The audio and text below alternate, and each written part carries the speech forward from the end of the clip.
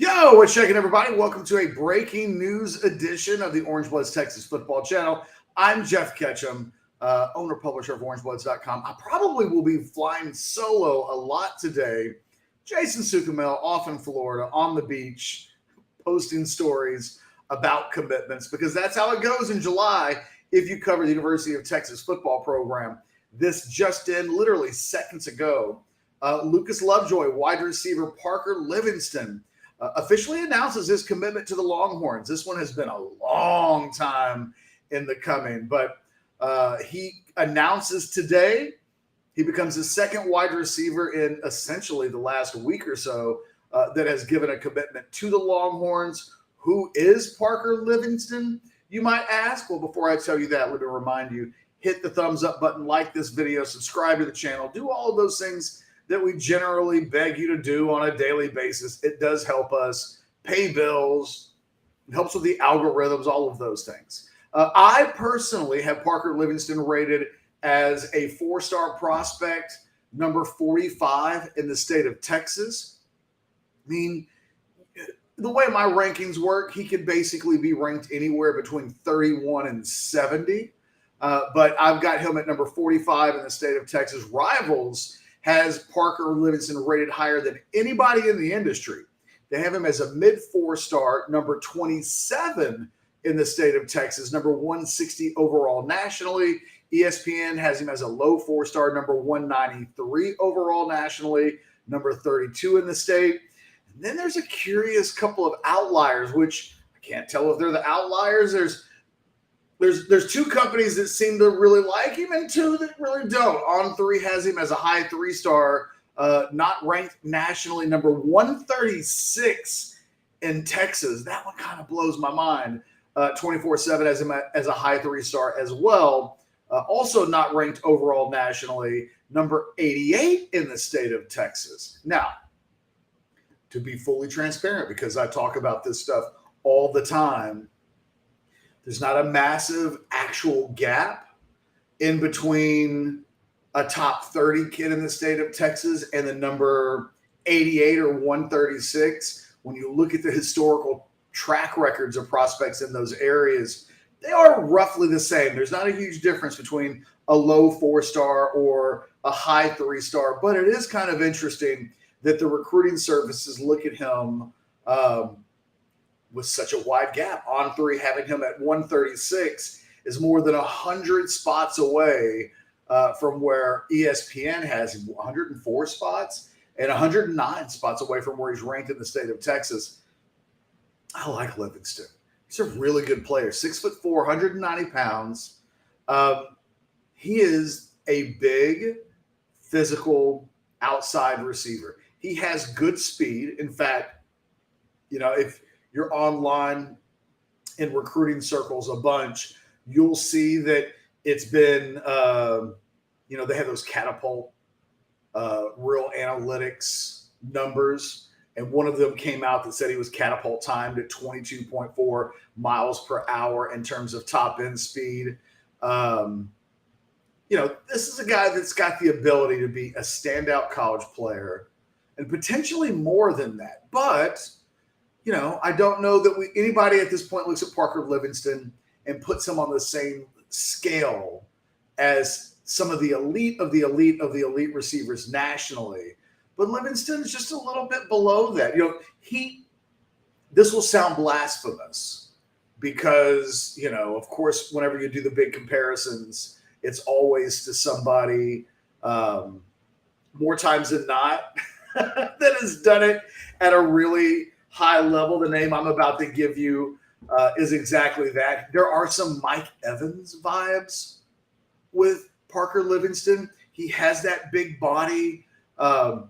He's great at high point catching the football. He's a guy that you can throw a short hitch to, and he's got the strength and the eventual top end speed to make big plays. I think if I have a big question mark about him is that sometimes it can be a little laborious getting off the line of scrimmage. How will that work at the absolute highest level in college football against, future NFL cornerbacks? Little things that new wide receivers coach Chris Jackson will have to work on as his wide receivers coach moving forward, getting him improving himself off the line of scrimmage, that initial burst.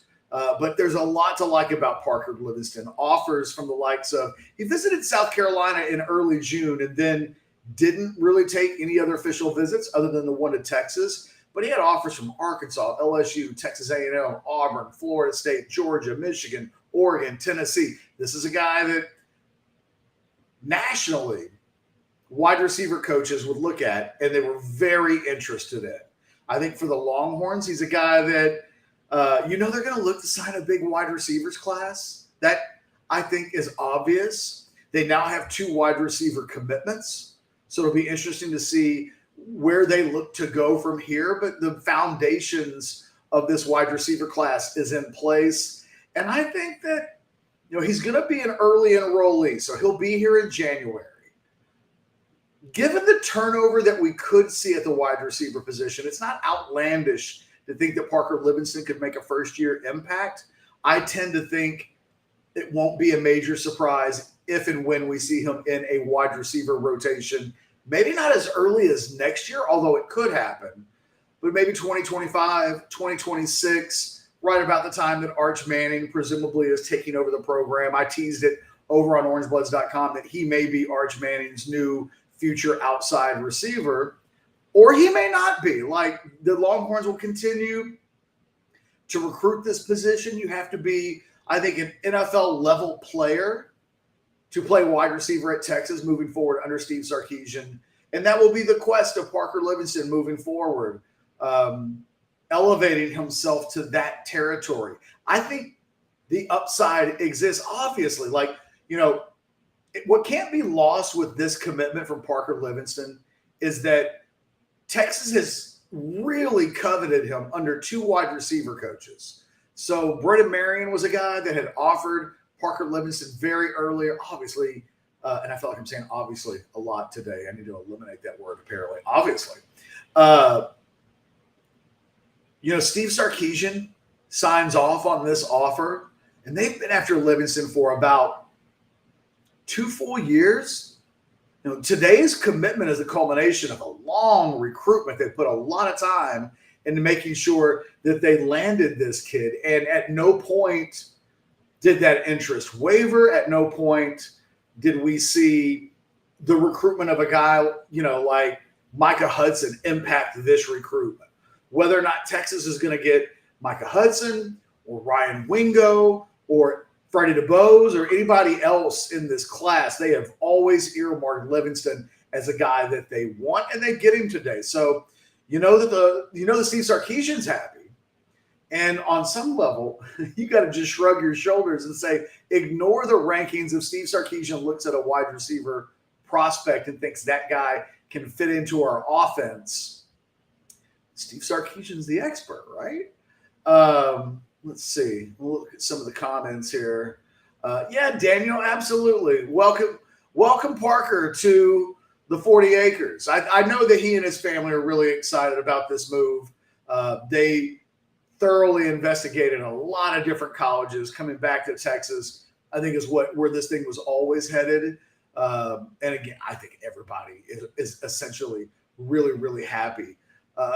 Thomas Quinn says he's Riley Cooper Jr. I don't know that I think that. Parker, I think there's a little Sloan Thomas in him, to go back 20 years. For those of you who are young enough to remember what the Longhorns passing offense looked like when Roy Williams, B.J. Johnson, and Sloan Thomas were all there. Sloan Thomas, a big outside guy, not a speedster, but a guy that could create big plays off of a short pass, which is what I think Parker Livingstone can do. You can eyeball Parker Livingstone and say, okay, he's not a speedster, but he's fast enough. No, I don't hate. I don't know. Riley Cooper Jr. is not what popped up into my head, quite honestly. But I don't know. he's a little smoother than Cooper. Riley Cooper for me was a guy that was a little herky-jerky. I don't think quite as graceful as Parker Livingstone is. He is, there might be a little Caleb Jones. If you're trying to figure out who exactly Parker Livingstone is, I think he's got some Dan Buckner / Caleb Jones components. There's another world out there where we might look at Parker Livingstone and think that he's a potential David Thomas H-back kind of guy, because that's, I think, what we would think with Dan Buckner back in the day. I think old Caleb Jones would be a guy that I would point to. Parker's really, really good at catching the ball in traffic. He's got great hands. He makes great contested catches, which is one of the reasons why I thought of Dan Buckner. And Buckner, I think, much bigger, maybe not much, but definitely bigger than Parker Livingstone. But I can close my eyes and see Livingstone making the same type of high point contested catches on the boundary as an outside receiver. Again, Sloan Thomas is a guy whose name has, True jumps in here and says Lil Jordan Humphrey. No, see, Lil Jordan's a little different for me, because Lil Jordan's a guy that you put in the slot. You want to get in the ball, move him around. You can use him on end around. I see Parker Livingstone is a big guy who's a little bit of a long strider. When he gets to his top end speed is perfectly good. But I think the thing that stands out about him is his ability to catch the football. One hand, two hands, it almost doesn't matter. And then on top of that, he makes plays in traffic. And then there are all of the other pieces of the puzzle that kind of fit around that, right? I mean, he can make plays after the catch, but in a Texas offense that has all of the wide receiver playmakers that you would expect, I think if we're talking about guys who are going to be catching short hitches and taking them to the house, while Parker Livingstone has that kind of ability, I don't necessarily think that amongst the players that will be on this Texas wide receiver unit moving forward, he'd be the best at that. So, if you're coaching these players and the goal is big play, 80 yards, just make a short throw and let the guy take over with his natural talent. Is Parker Livingstone going to be the best of everybody who's on campus at that? I don't know. I doubt it. But if we're talking about guys who are playing on the outside, who are making contested grabs down the field in traffic, whether they beat coverage soundly or not, Parker Livingstone comes away with the football. That's the thing that stands out to me. He will be a friend to the quarterbacks on campus. He is incredibly dependable. I think it gets lost, like how dominant Parker Livingstone has been at the high school level as a wide receiver. He is one of the most dominant wide receivers in the state. He's a guy that knows how to win. He's a guy that knows how to win the ball. And I think that's where ultimately his strength is going to rear its head when it's all said and done. He's going to be a guy making catches along the sidelines. He's going to be a guy converting third downs. He's going to be a dependable wide receiver option in ways that Texas doesn't always have. You can think back to last season, and it felt like towards the end of the year, it was 50-50 off if even the best players on the Texas wide receiver roster were going to make plays. Now, full credit to Xavier Worthy playing with a bit of a broken hand, broken finger, whatever the case exactly was. They were kind of quiet on the real specifics of that, but he goes into a cast after the season was over, played through the injury. I think that if we look back onto last season, I think Parker Livingstone, kind of a guy that Texas didn't have available to them down the stretch last season. Think about the wide receiver injuries that existed. You think about how they really went through everybody who was a wide receiver. It felt like started on that outside spot that Isaiah Nayor's injury vacated. So I like Livingstone. I think he's a good player. I think he's a good prospect. Are the odds of him being a superstar at the college level super high? Probably not. Are the odds of him being a really solid, strong player with room to grow beyond that strong? I think so. So it's all about expectations here. King Kunta says Brennan Eagles. That's not terrible, actually. I don't know that he's quite as athletic as I thought Brennan was as a high school player, but you can, yeah, their games aren't too dissimilar. I think Parker a little bit more polished, though, coming out of high school.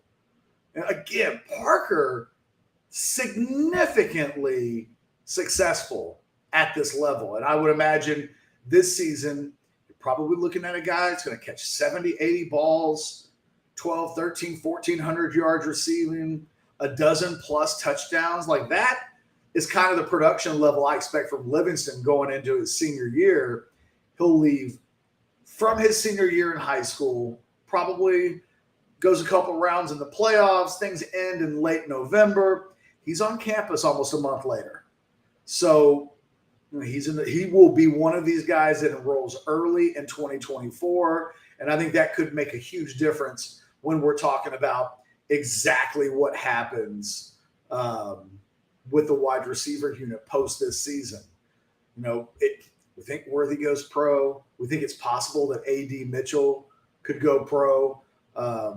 Jordan Whittington will be gone after this season. So there will be turnover. We know that John Tate Cook will be around. We know that guys like Ryan Niblett and a number of other guys in this class. And we know that they'll probably be busy in the portal. But I think Livingstone gives himself a chance to be in the mix. I do think 2025 is probably a more likely destination point when we start talking about when will the impact start to occur. I think in all likelihood, I'll let Livingstone have a year of acclimation before expecting him to create, massive production, some production, decent production in the rotation level production at the wide receiver position. Okay, so guys, let's set the table for you. Parker Livingstone is in. We're expecting Alex January, the defensive tackle from Duncanville, to make his announcement at 1:30. We're expecting it's like an all-day level of commitments. Let me see if I want to make, was it June? Right, I know it's Rebel is the guy that's going to be going. He's at 2:00, so I just got to get my days like my time. So we've got a 1:30 commitment and then a 2:00 commitment when Jordan Johnson Rebel announces his decision. That will probably be the biggest one of the day. He's ranked number 53, Johnson Rebel, that is, on the Rivals 250. He's a mid 4-star guy. And I want to remind everybody right now, you can get Orangebloods for free right up until the start of the season. Take advantage of our special free trial. Check it out. All you got to do is use that little scan code to hop on right now. The promo code is UT Fireworks. If you're not on Orangebloods and you're like, oh man, Twitter is breaking down, because it kind of has been all day long. This day, more than any other, is a perfect time to check out Orangebloods. Get it for free. If you hate it, which will hurt my feelings, but if you hate it, you can cancel. If you dig it, you don't have to pay until we get to training camp. You essentially get like the next, certainly month and a half for free to just take it for a spin, see how you like it. I know that anytime I've ever picked a car, the spin at the dealership matters more than anything. Too Broke to Pay Attention asks, will Livingstone be in the Shipley mode? I don't look at them as the same guys at all. And Shipley was everything. He could do anything. He could get the ball in any kind of a way. So I don't quite see the two the same. I think of Livingstone as a big guy. He's going to be a physical outside receiver who does most of his work outside the hash marks. That's the way I personally look at Livingstone. And I think that that's probably the way that he'll be used. I don't know that he's a guy that you're going to see moving all over the field to create matchups and mismatches and things like that. I think his spot will be on the outside, and when he plays, he's going to be a guy that runs verticals, that runs out routes towards the I think you're going to see a guy that's going to be a big piece of the blocking. Nobody ever likes to really get all hyped up about how well your receivers block, but my guess is that with his size and with the way he approaches football, the Parker Livingstone will be an asset in the run game and in the post-catch stuff within the offense as a blocker for his own position group. I just think he's a really high IQ, really good football player. Athletically, someone asked earlier in the chat, does he run track? He doesn't. Again, think about it like this. I was thinking about this earlier today. When somebody's really fast, you don't have to tell people how fast they are. When someone is fast, but they never get credit for their speed, they have to tell you how fast they are. And I think Parker Livingstone's got a little bit of that, right? It's like, oh, he's got the 22.4 miles per hour as measured by catapult on this particular play. I mean, it tells us that he can run. I don't know that we always watch film of Parker Livingstone and go, damn, that guy can go. He's fast enough. I don't believe that his athleticism is at an elite national level, which is one of the reasons why his national rankings, look at the On3 and the 24/7, and I don't work for those companies, but I'm guessing if you were to ask their national analysts why Parker Livingstone is ranked so low, they would say that from their perspective, he's not a national level athlete. I think he's a really good athlete, but he doesn't have some of the timed, numbers that other guys in this class have. It kind of is what it is. What we've seen is that he's coveted, certainly by Texas, but by a number of nationally elite programs across the country. They have all liked Parker Livingstone more than the recruiting services do. We'll see what happens when he gets on the field. I mean, you guys know the math for all of this. Someone says, is OB the best paid site? If so, why? Luke, here's what I would say. Football, basketball, baseball, football recruiting. I think on the football side of things, we have a former NFL Hall of Famer covering the beat.